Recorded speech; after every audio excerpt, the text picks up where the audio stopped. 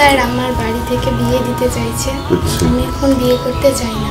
Good, very good.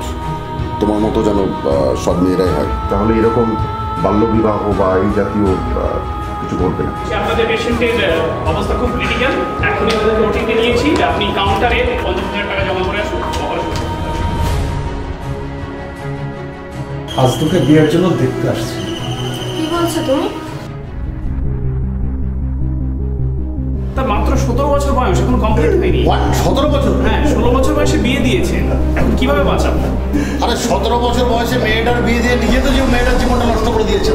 নিজে হাতে করে মেয়েটাকে মেরে ফেললেন। ঠিক আছে, মাইন্ডে রেখো। আপনি একটা কাজ করুন। আপনি হ্যালো, হ্যাঁ ওসি সাহেব। হ্যাঁ নমস্কার প্লিজ। বলছি একটি বাচ্চা মেয়ে বিয়ে হয়ে যাচ্ছে। হ্যাঁ, আপনি নিজের ব্যবস্থা নিন এবং বিয়েটা থামানোর ব্যবস্থা করুন। চাইলে মানে যাওয়া? আচ্ছা ঠিক আছে, আমি একটু যাচ্ছি। আমি একটু দেখছি।